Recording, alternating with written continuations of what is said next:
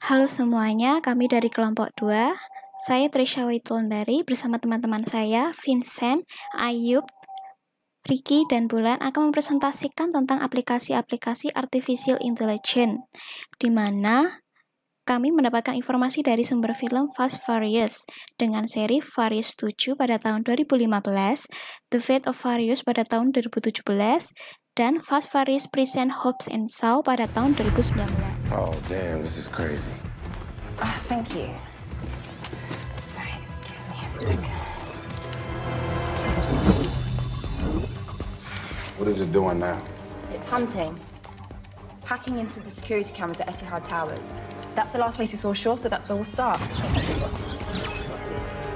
That's him, right there. Wait, what are these numbers right here for? It's biomapping Shaw's face. It's a run that gets every camera, every audio device in this hemisphere.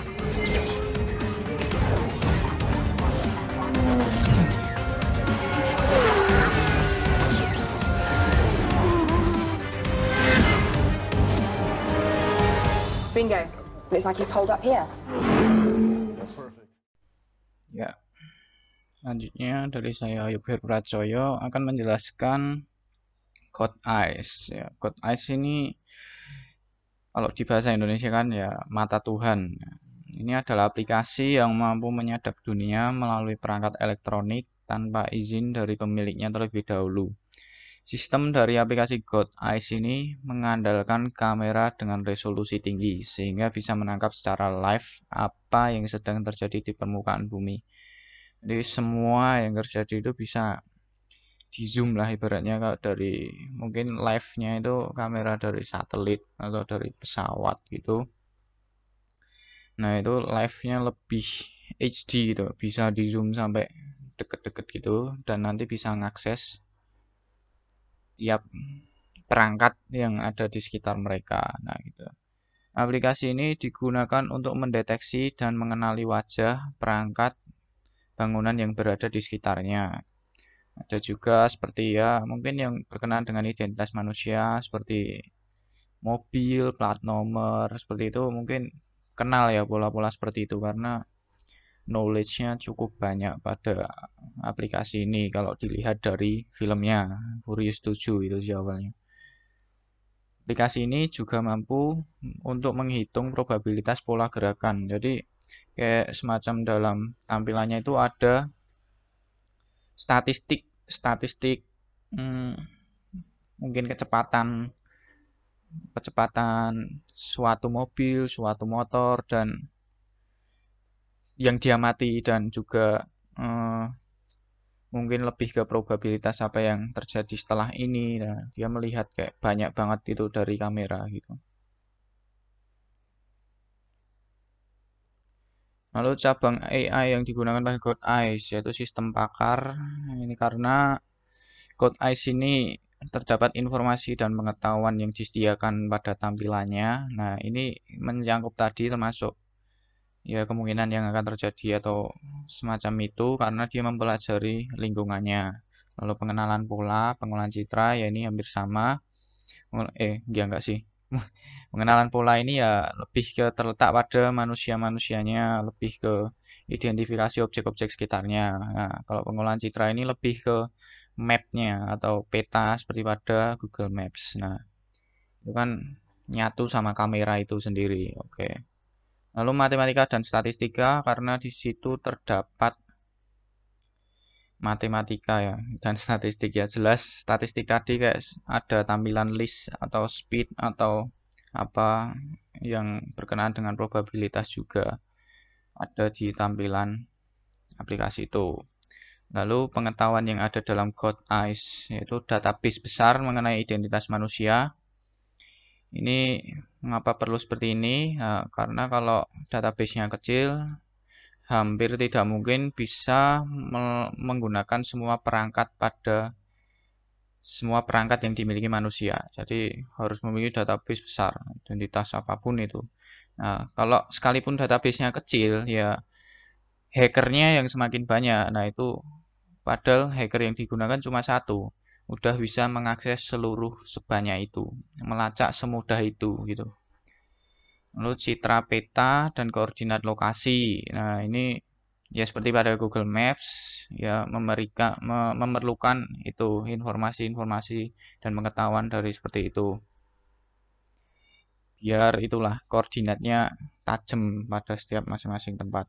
Lalu identitas berbagai kamera tersembunyi atau ya berbagai perangkat smartphone ya termasuk seperti itu. Nah, itu biar dia bisa masuk ke berbagai perangkatnya.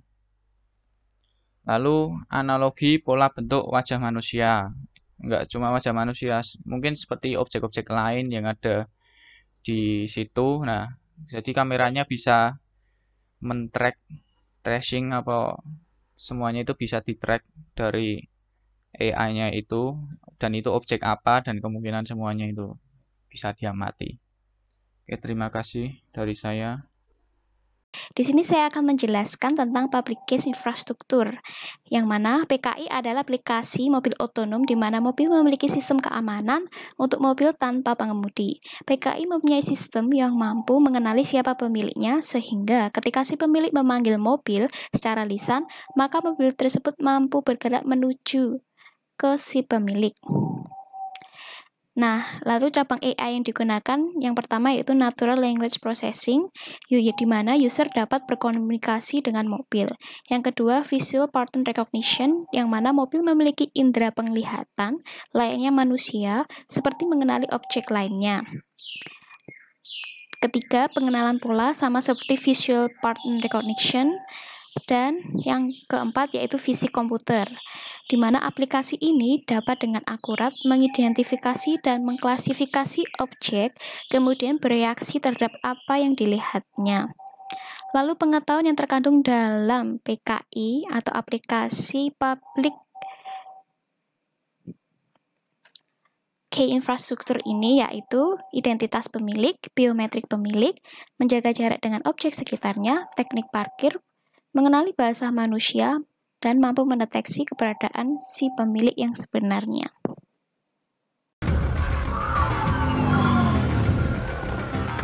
Disable the car. I need the girl alive.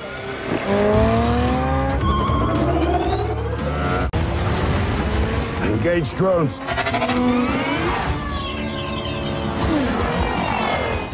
Nah, selanjutnya saya akan menjelaskan tentang autopilot motor. Aplikasi autopilot motor ini hampir sama dengan PIK yang dijelaskan oleh Teresia sebelumnya. Autopilot motor ini adalah aplikasi AI yang memampukan motor untuk mengendalikan dirinya sendiri dan berjalan tanpa ada yang mengendarai dan segera menuju kepada pemiliknya. Nah, ketika pemilik autopilot motor ini memberikan perintah kepada autopilot motor, maka autopilot motor ini akan segera menuju kepada si pemiliknya tanpa ada yang mengendarai, dan juga mengetahui di mana letak pemiliknya. Cabang AI yang digunakan dalam membangun autopilot motor ini yaitu neural network, machine learning, pengenalan pola, visual pattern recognition, dan PC komputer. Kenapa diperlukan neural network? Karena aplikasi ini merupakan seperti namanya, aplikasi ini merupakan aplikasi auto di mana dia memerlukan otak untuk bisa berpikir sendirinya atau bisa berpikir secara otomatis. Nah, yang selanjutnya itu machine learning, karena tentunya autopilot motor ini akan membiasakan dirinya untuk berhadapan dengan situasi-situasi tertentu yang mungkin saja ketika dia tidak dikendarai oleh siapapun, dia akan menemukan situasi-situasi yang baru. Nah, yang selanjutnya pengenalan pola. Pengenalan pola ini berfungsi untuk melihat bagaimana shortcut-shortcut yang akan digunakan ketika si pemilik memberikan perintah kepada autopilot motor. Yang selanjutnya visual pattern recognition. Nah, visual pattern recognition ini berfungsi seperti mata yang digunakan untuk melihat sekitarnya. Nah, selanjutnya pengetahuan yang terkandung dalam autopilot motor ini, yang pertama teori jarak, kecepatan, percepatan, GLB, GLBB, dan gerak melingkar. Ini pengetahuan ini digunakan untuk memperhitungkan kecepatan dan kecepatan yang akan digunakan ketika si autopilot motor ini berkendara tanpa ada yang mengendarai menuju si pemiliknya. Yang selanjutnya citra peta dan dan titik koordinasi lokasi. Ini berfungsi untuk melihat di mana lokasi si pemiliknya tersebut ketika si pemilik tersebut memberikan perintah sehingga dia bisa melaju ke tempat si pemiliknya tersebut. Nah, yang selanjutnya menjaga posisi dengan benda sekitar. Ini tentunya sangat diperlukan untuk menjaga keamanan supaya si autopilot motor ini tidak menyebabkan kecelakaan atau tabrakan ketika dia berjalan secara auto. Nah, yang selanjutnya identitas dan biometrik pemilik. Ini diperlukan untuk mengenali siapa pemiliknya, sehingga autopilot motor ini tidak bisa dikendarai oleh sembarang orang atau tidak bisa diberi perintah oleh sembarang orang. Yang selanjutnya itu tentu saja pemahaman lalu lintas. Yang selanjutnya, autopilot run. Autopilot run ini hampir sama dengan autopilot motor. Hanya saja autopilot run ini seperti namanya diterapkan kepada sebuah drone sehingga aplikasi autopilot drone ini memampukan sebuah drone mengendalikan dirinya sendiri tanpa dikendalikan oleh orang lain. Nah, apa yang membedakan autopilot drone dengan autopilot motor? Tentu saja autopilot drone ini sepertinya adalah sebuah upgrade dari sebuah autopilot motor karena autopilot drone ini mampu menyerang orang dengan senjata yang sudah terinstal di pesawat drone. Dan autopilot drone ini juga melakukan tugasnya sesuai dengan perintah yang diberikan pemiliknya secara lisan. Jadi, autopilot drone ini sudah dilengkapi dengan senjata dan juga sudah mampu menerima perintah dari pemiliknya itu secara lisan.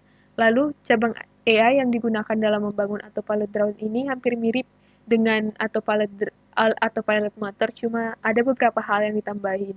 Yang cabang AI yang digunakan yaitu neural network untuk berpikir sendiri atau berpikir auto, pengenalan pola untuk mencari shortcut atau bagaimana dia bekerja sesuai dengan perintah dari si pemiliknya, machine learning untuk membiasakan dirinya, untuk melatih dirinya supaya dia bisa terbiasa di situasi-situasi tertentu, visual pattern recognition untuk sebagai matanya untuk melihat keadaan sekitarnya, yang keempat yang selanjutnya itu natural language processing.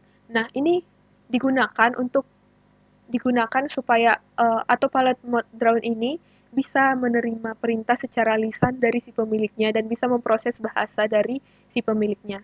Yang selanjutnya pengenalan citra. Pengenalan citra ini hampir mirip dengan visual pattern recognition yang memampukan untuk melihat dan memperhitungkan kondisi-kondisi yang ada di hadapan autopilot drone. Dan selanjutnya itu visi komputer masih sama seperti di autopilot drone. Pengetahuan apa saja yang terkandung di dalam autopilot drone? Yang pertama, teori jarak, kecepatan, GLB, GLBB, gerak melingkar, dan hukum Newton. Sama seperti sebelumnya itu, memperhitungkan kecepatan terbang dia, dan memperhitungkan bagaimana dia terbang dengan memperhitungkan hukum Newton juga tentang gaya tarik menarik ke bumi. Dan selanjutnya itu citra peta dan lokasi, tentu saja untuk melihat lokasi-lokasi di sekitarnya, menjaga posisi dengan benda sekitar supaya tidak terjadi kecelakaan. Bahasa manusia, seperti yang saya katakan tadi, dia mampu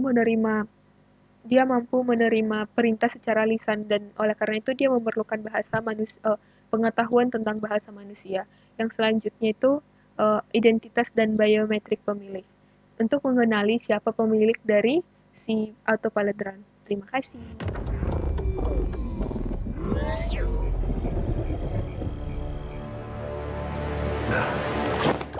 AI Flight Assistant. AI Flight Assistant adalah aplikasi AI yang mampu memperkirakan pergerakan lawan pada saat bertarung. Bukan hanya pergerakan, AI Flight Assistant mampu memperhitungkan seberapa besar kekuatan yang digunakan oleh lawan. Sebagai contoh, saya adalah pengguna AI Flight Assistant. Pada saat saya bertarung dengan musuh saya, Flight Assistant ini mampu memperkirakan pergerakan musuh saya tersebut. Di mana saat musuh saya melakukan pergerakan, AI Flight Assistant ini langsung memprediksi ke arah mana lawan saya itu akan bergerak.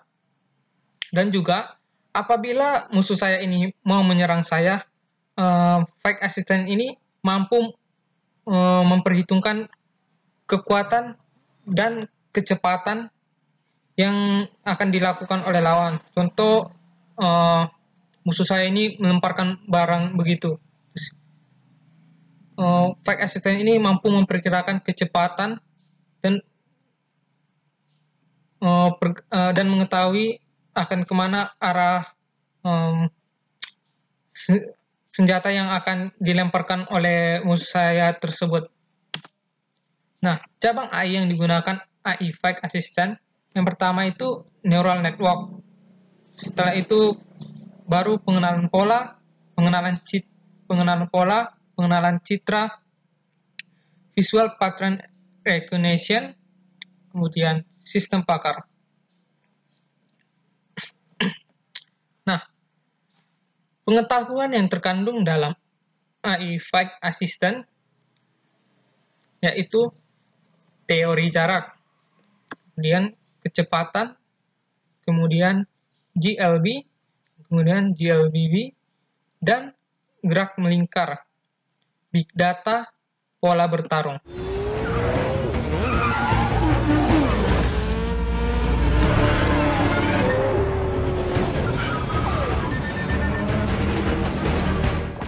Selanjutnya akan dijelaskan oleh saya mengenai AI Action Assistance. Ini berada pada film Fast and Furious Hobbs and Shaw. AI Action Assistance adalah aplikasi yang mampu menerima dan melaksanakan perintah yang diberikan kepadanya. AI Action Assistant melaksanakan perintah sesuai dengan mengambil alih objek teknologi yang memungkinkan untuk dikendalikan oleh aplikasi. Salah satu contohnya itu adalah seperti drone, autopilot drone sebelumnya yang dijelaskan oleh Bulan. Aplikasi ini juga melakukan dan mencari solusi yang bersifat rasional dibandingkan manusiawi.